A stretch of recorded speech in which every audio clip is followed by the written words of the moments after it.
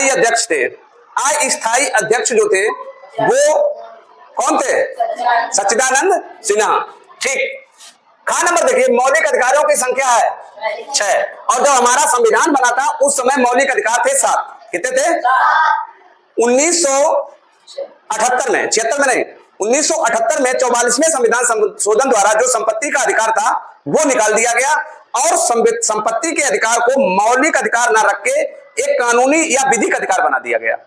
ऐसा क्यों किया गया? ऐसा इसलिए किया गया कि मान लो सरकार को कहीं स्कूल बनाना है, मेडिकल कॉलेज बनाना है या विकास परक या लोक हित में सड़क बनाना है और किसी का बीच में एक खेत पड़ रहा है, बाद बाकी तो सड़क बना रहा है, बीच वाला खेत कह रहा है कि भैया इसमें सड़क नहीं बनाने देंगे, तो सरकार के सामने संकट खड़ा हो गया कि उधर भी सड़क बन गई, इधर सड़क गई, बीच वाला मुकदमा डाले। तो वो ऐसा ना हो इसलिए उसको 7वें मूल अधिकार को यानी संपत्ति के अधिकार को हटा दिया गया। उसको 2 जगह रखा गया, अनुच्छेद 31 कहाँ में रखा गया और 300 में रखा गया। चलिए बात करते हैं आगे। ये प्रश्न है हम लोगों के, लेकिन हम लोग उस पर ना चल के पुस्तकों पे चलेंगे। किताब कहाँ गई थी?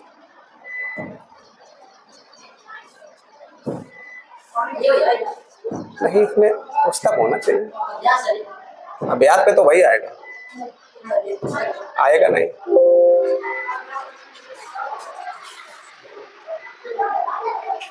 लोकतंत्र का क्या अर्थ है? देश को चलाने के लिए स्पष्ट रूप से जो नियम कायदे लिखे गए हैं, मोटी बात के तौर पे समझ लीजिएगा, उसे संविधान कहते हैं। अब संविधान कैसे बना, पहले इस पे चर्चा करते हैं। बात दरअसल ऐसी है कि अंग्रेजों ने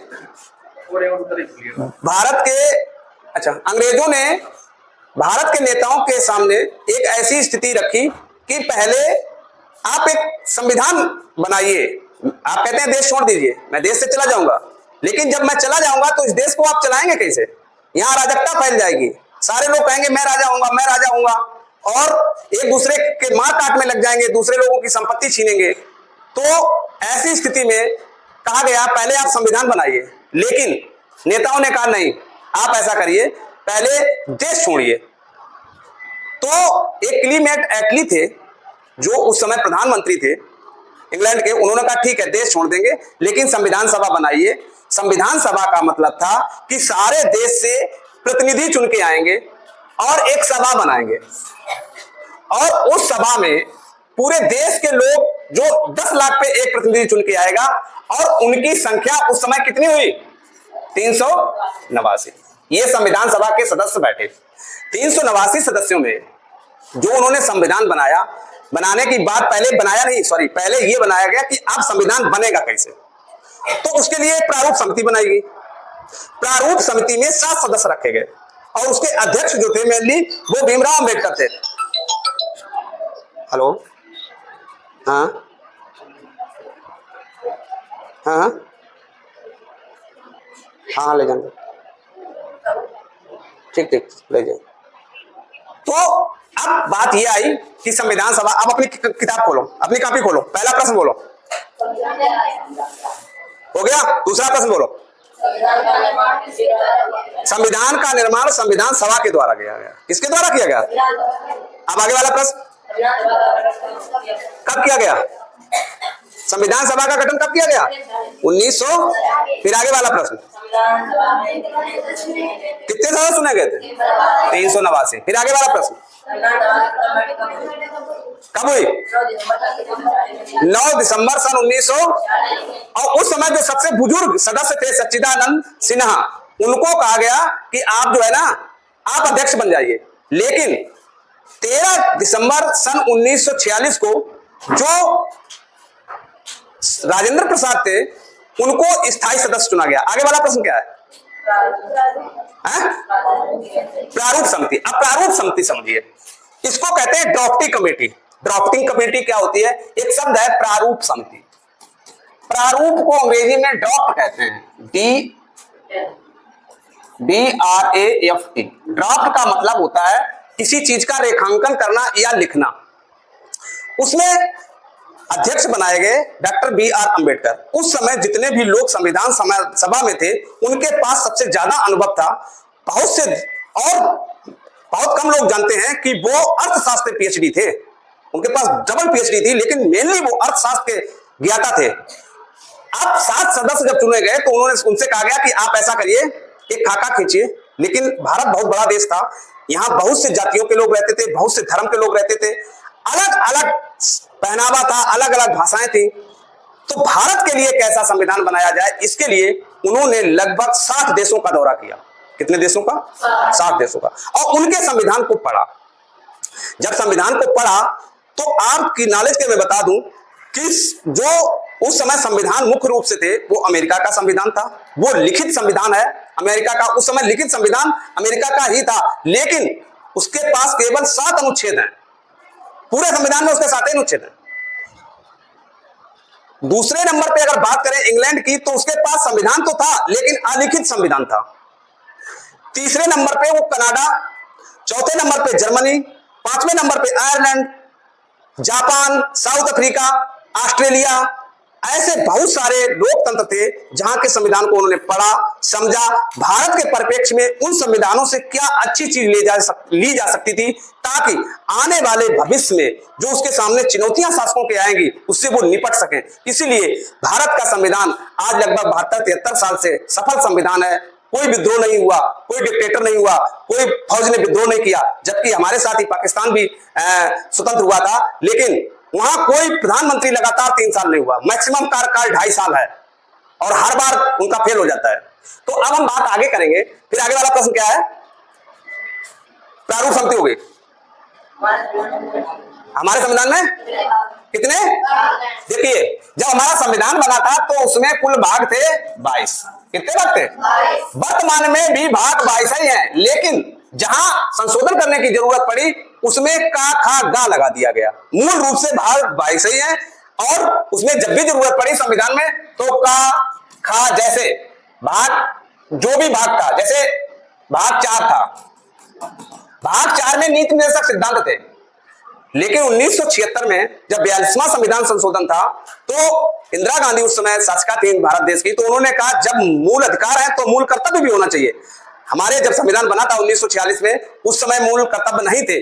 तो एक सरदार स्वर्ण सिंह थे जो बहुत बड़े ज्ञाता थे संविधान के, उन्होंने कहा कि रूस के संविधान में, उस समय ये था सोवियत संघ, ये रूस नहीं था, सोवियत संघ था, उसके संविधान में मूल कर्तव्य थे। अब वो ले आए 10 मूल कर्तव्य, तो रखा कहां जाए? तो उन्होंने यहां पर भाग 4 बना दिया। क्या बना दिया? भाग 4 का। क्या बना दिया? 4 का। पहले 4 का और इसके बाद रख दिया गया। तो इस तरह का खा कहां जुड़ते गए। भाग वर्तमान में भी 22 ही है। आगे चलिए, अनुच्छेद है कितने अनुच्छेद थे जब संविधान बना? 395 अनुच्छेद थे। लेकिन जब भी किसी अनुच्छेद में 395, आज भी मूल जो अनुच्छेद है वो 395 ही है। जब संशोधन पड़ा तो इनको का खा करके जोड़ दिया गया। जैसे आपका शिक्षा को मौलिक अधिकार जब बनाया गया तो अनुच्छेद 21 का बना दिया गया। नीति निर्देशक सिद्धांतों में जब वन और वन्य जीवों का संरक्षण लाया गया तो उसमें अनुच्छेद 48 का जोड़ दिया गया। इस तरह जोड़ते चले गए। और क्या है? भाग हो गए, अनुच्छेद हो गए, और कितने? अनुसूचियां। देखिए, अनुसूचियों की बात समझ लीजिए। अनुसूचियां दरअसल हैं क्या? इसको अंग्रेजी में शेड्यूल कहते हैं। और इनका मतलब क्या है? ये अनुसूचियां इन्होंने अलग क्या रखी? जैसे कभी आप कोई अपनी किताब रखिए और उस किताब में देखेंगे तो आप पीछे की तरफ देखेंगे, इसमें परसिस्ट लगे होते हैं। लास्ट में जो चीजें बीच में नहीं आ पाई या बदली जा सकती हैं उनको अनुसूचियां कहा जाता है। और अनुसूचियों के अंदर ऐसे चीजें रखी गई जिनमें बार बार बदलाव हो सकता था।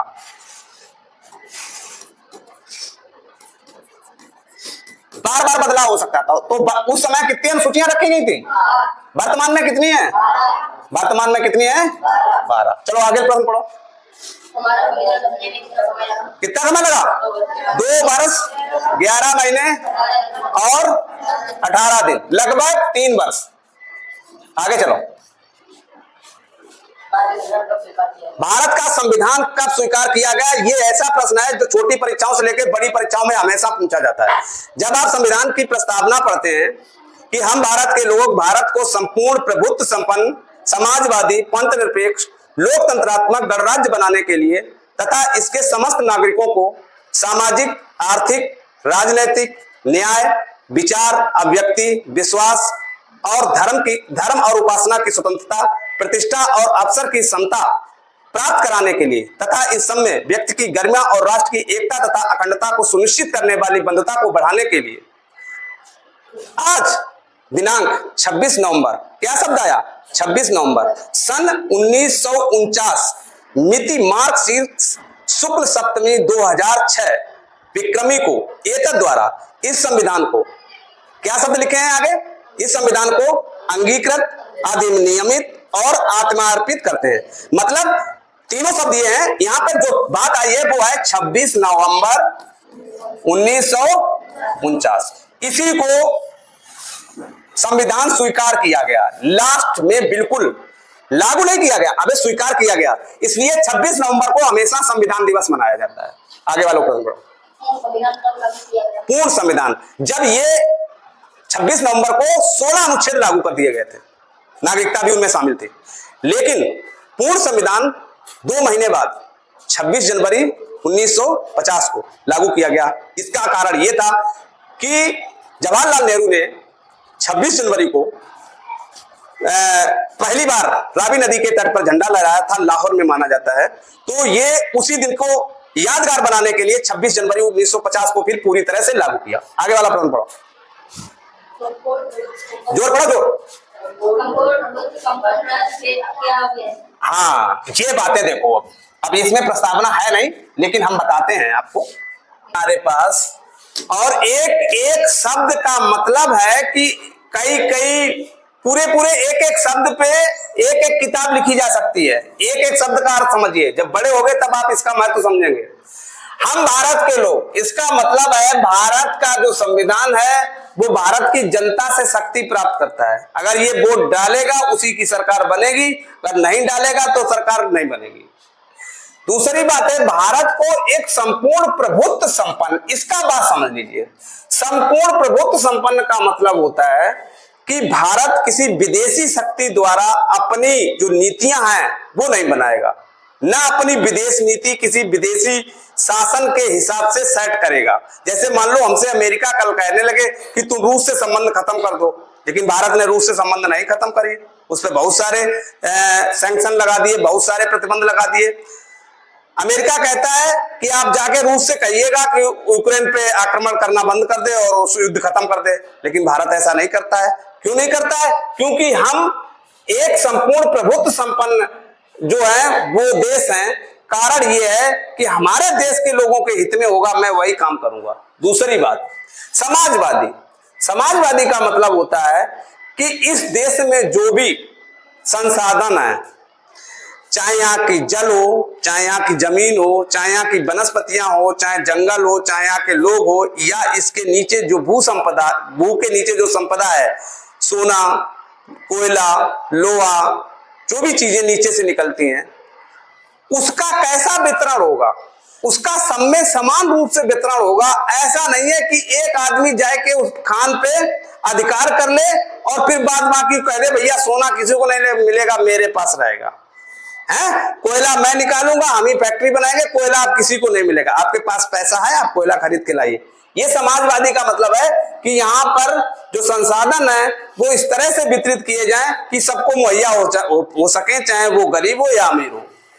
दूसरी बात है, तीसरी बात, ये पंथ निरपेक्ष शुरुआत में शब्द नहीं था। जब हमारी प्रस्तावना लिखी गई थी, जब बी.आर. अम्बेडकर ने लिखी गई थी 1946 में,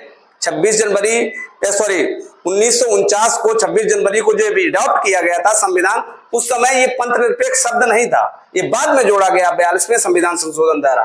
देखिए, पंथ निरपेक्ष का मतलब होता है कि भारत किसी भी धर्म को अपना राष्ट्र धर्म घोषित नहीं करेगा। जैसे पाकिस्तान में इस्लाम धर्म राष्ट्र धर्म है, जापान का जो राष्ट्र धर्म है वो बौद्ध है। राष्ट्रीय धर्म का, जैसे और इंग्लैंड है, इटली है, वहां का जो राष्ट्रीय धर्म है वो ईसाई है। भारत ने कहा यहाँ सब लोग रहते हैं, सिख भी रहते हैं, मुसलमान भी रहते हैं, हिंदू भी रहते हैं, और न जाने कितने धर्म के लोग रहते हैं। तो ऐसे है कि ये पंथ निरपेक्ष रहेगा, यहाँ कोई राष्ट्र धर्म नहीं होगा। बात समझ में आई? तीसरी बात है लोकतंत्रात्मक गणराज्य। पहले बात लोकतंत्रात्मक समझिए। लोकतंत्रात्मक मतलब है लोगों का तंत्र। लोगों का तंत्र का मतलब है कि लोग अपने वोट द्वारा निर्धारित करेंगे कि किसकी सरकार बनने है, किसको हम एमपी एमएलए बनाना है। और गणराज्य का मतलब होता है कि यहां पर ऐसा नहीं है कि कोई एक बार राष्ट्रपति हो गया तो उसी का लड़का राष्ट्रपति होता जाए।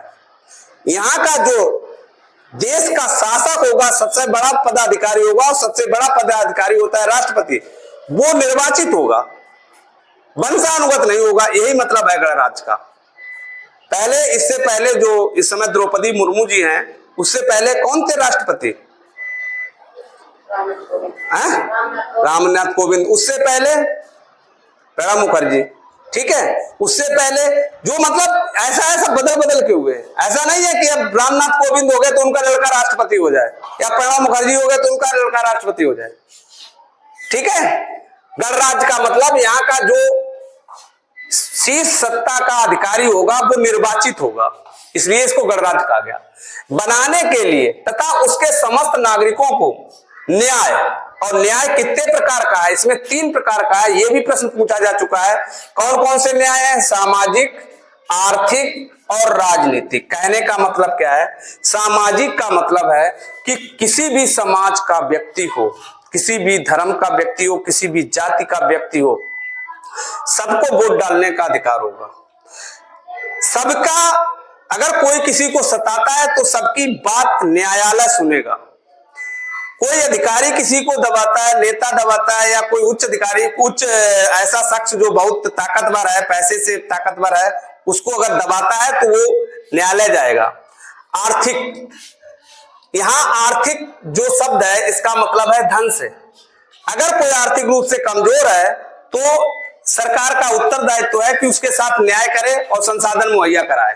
और राजनीतिक, राजनीतिक का मतलब है अगर आप पार्टी बनाना चाहें तो पार्टी बनाइए, आप चुनाव लड़िए, आप नेता बनिए, आप मंत्री बनिए। विचार, देखिए जो अखबार वाले लिखते हैं ये इसी की स्वतंत्रता है। मीडिया में जो बोलते हैं, टीवी वाले बोलते हैं, वो इसी की स्वतंत्रता है। इसमें शब्द दिया गया है विचार अभिव्यक्ति। मैं नरेंद्र मोदी को गाली दूं, आप नरेंद्र मोदी को गाली दे। कितने लोग नरेंद्र मोदी को गाली देते हैं? किसी भी नेता को गाली देते हैं, दूसरे लोगों को गाली देते हैं, उस पर फांसी क्यों नहीं होती है? इसीलिए नहीं होती है क्योंकि ये विचार जो दिया है मूल संविधान में की प्रस्तावना में कि नहीं, विचार व्यक्त करने का सबको अधिकार है। अभिव्यक्ति, ये भी इसी का मतलब है। विश्वास, आप किसी पे विश्वास कर सकते हैं, कोई सा धर्म मान सकते हैं, और उपासना करने को आपको पूरी स्वतंत्रता है, की स्वतंत्रता। तो 3 तरह के इसमें समस्त नागरिकों को 3 तरह के न्याय है, सामाजिक, आर्थिक और राजनीतिक। और 5 प्रकार की स्वतंत्रता है, विचार की, अभिव्यक्ति की 2, विश्वास की 3, धर्म और उपासना, ये 5 प्रकार की स्वतंत्रता है। आगे चलिए। अच्छा, सामाजिक, आर्थिक और राजनीतिक, विचार, अभिव्यक्ति, विश्वास, धर्म और उपासना की स्वतंत्रता, प्रतिष्ठा और अवसर की समता प्राप्त करने के लिए तथा ध्यान की प्रस्तावना। अरे यार, हम भारत के लोग पूर्ण प्रभुत्व संपन्न लोकतंत्रात्मक हितों को न्याय, सामाजिक, अभिव्यक्ति, विश्वास, धर्म और उपासना की स्वतंत्रता। ठीक, देखिए आगे चलते हैं। प्रतिष्ठा और अवसर की समता। अवसर की समता समझ लो, जब यहाँ राजा लोग होते थे तो किसी को अवसर नहीं था, उन्हीं के लड़के, उन्हीं के नाते, उन्हीं के रिश्तेदार वही अधिकारी होते थे। कोई किलेदार होता था, कोई लगान वसूल करता था, कोई सेना में बड़ा पदाधिकारी होता था, कोई कुछ होता था। हम लोगों से केवल लेबरी कराई जाती थी। इसमें जो ये शब्द दिया है कि प्रतिष्ठा और अवसर की समता। अवसर का समता का मतलब है कि अगर आप होशियार हैं, आप नौकरी में फॉर्म भरिए नौकरी के लिए, और अगर आप बहुत सही कैंडिडेट हैं तो आप सरकारी नौकरी पा सकते हैं। प्राप्त कराने उन सब में व्यक्ति की गरिमा और राष्ट्र की एकता तथा अखंडता तथा उन सब में व्यक्ति की गरिमा और राष्ट्र की एकता और अखंडता सुनिश्चित करने वाली बंधुता बढ़ाने के लिए दृढ़ संकल्प होकर अपनी संविधान सभा में आज तारीख 26 अच्छा ये अलग है, नवंबर 1949 ईस्वी। चलो कोई बात नहीं, अब आगे वाले प्रश्न पढ़ो फिर हम क्लियर करना कर रहे हैं। हाँ मैं बताता हूं, एक बार इस पे नजर डाल लीजिए फिर मैं बताता हूं, बस थोड़ी देर, एक दो चार क्वेश्चन देख लियो, 1 घंटा को, इसके बाद हम फिर कल देखेंगे। मौलिक अधिकार 6 है। सबसे पहले क्या है? समता या समानता।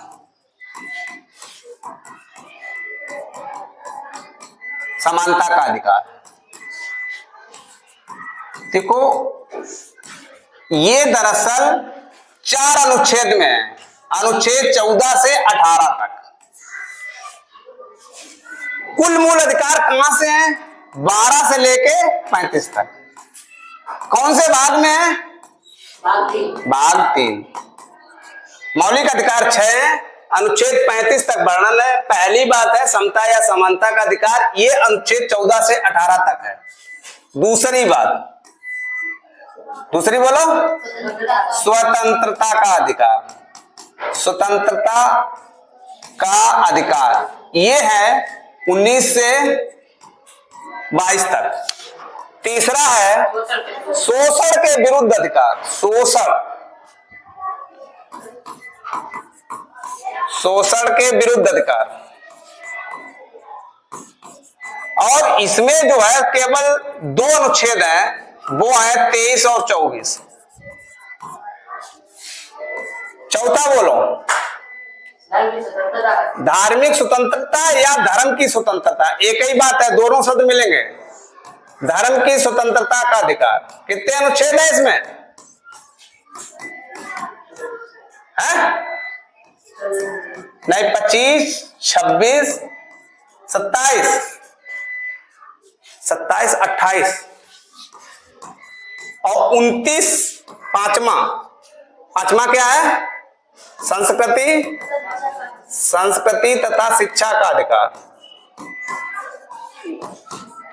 और ये है 29 और 30।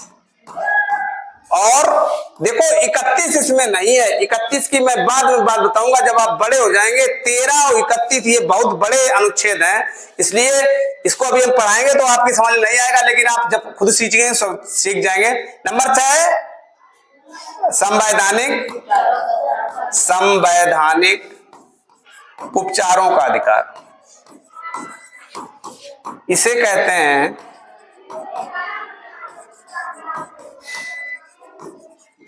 ये है अनुच्छेद 32।